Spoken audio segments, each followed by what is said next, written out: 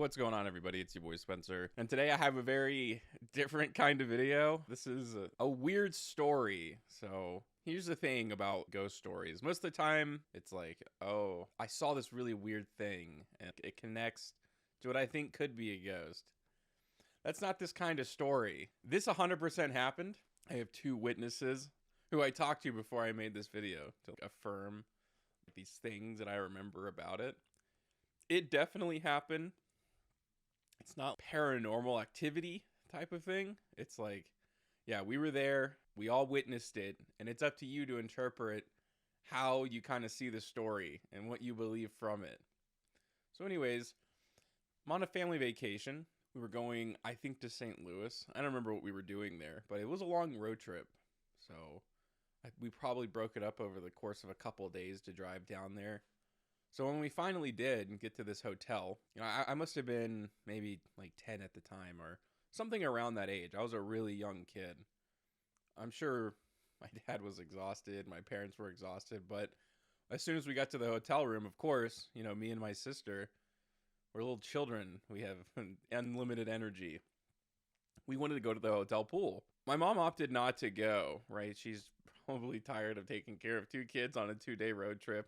Besides just being tired from travel.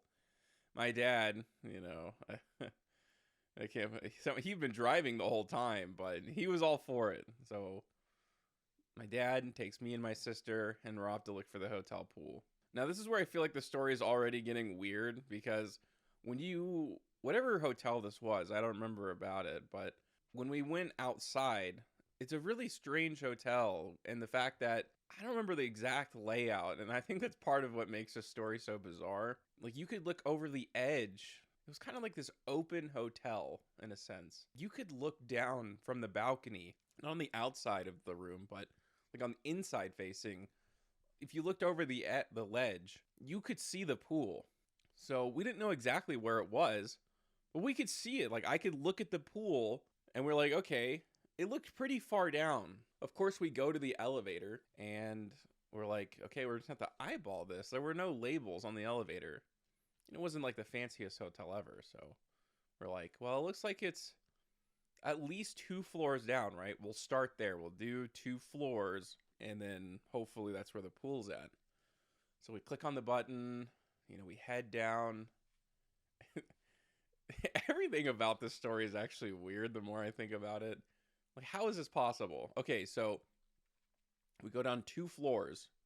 The door opens. The scenery, this part, I swear, like, this is a real story. If you're listening to this, this is a real story. This really happened.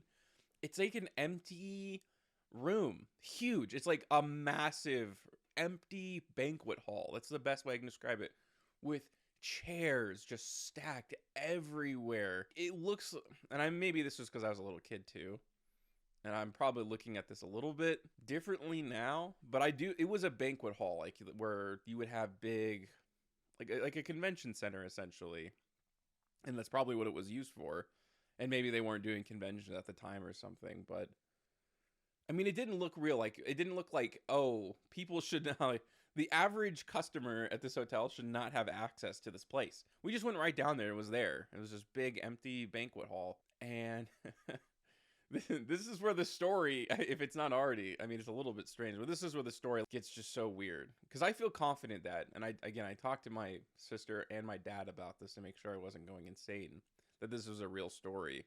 I feel confident that this is the weirdest thing that's ever happened to them too, in their entire lives. My dad's life, nothing of a stranger occurrence has happened.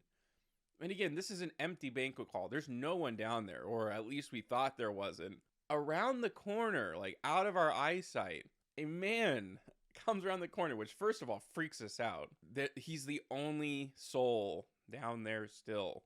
And it is a peg-legged man. Like a pirate peg leg. Not, like a prosthetic leg. It was literally a peg leg. I don't remember what he said, and I tried to ask my sister and my dad, and they don't really remember. But we did have a small conversation with the guy, and it kind of came down to the idea that he was lost, right? That he's like, oh, I'm not where I'm supposed to be. Like, the idea of that. Again, I don't remember exactly what he said. So we're freaking out, and I'm sure my dad is like really freaking out that this weird, mysterious peg-leg man is just hanging out down here. Because at the very least, like, he wasn't just right there when we opened the elevator. He came around the corner, like, out of our eyesight, which means that at the very least, this peg-leg man was exploring this banquet hall for Lord knows how long. So he gets into the elevator to leave with us. We're gonna go back upstairs, right? Well, he's on the we're all on the elevator. We're clicking the button and go back up. We're uneasy as hell. Again, this is just such a weird thing to see. And what is he doing down there? Why does he have a peg leg like a pirate? The elevator will not work. It's stuck. We can't move. So this is even creepier now. And we're looking at each other. What the hell do we do? And then suddenly the guy turns to us and goes, it's okay. I'll go take the stairs. And of course we're looking at each other. This man has a peg leg. Like, how is that? Like, what? How are you going to take the stairs? Like, how easy? Like, that cannot possibly be the best solution for you here. But before we can even do anything, he kind of just goes off and he's gone. Gone forever.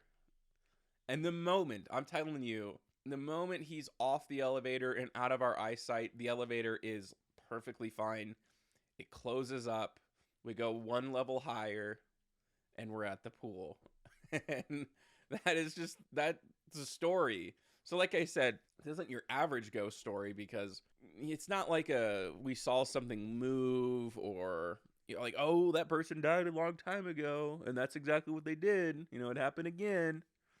We saw this guy. I like, in my mind, like, with how bizarre, like, that was a ghost, right? Maybe you guys are like, oh, I don't know. Maybe it's a paranormal thing.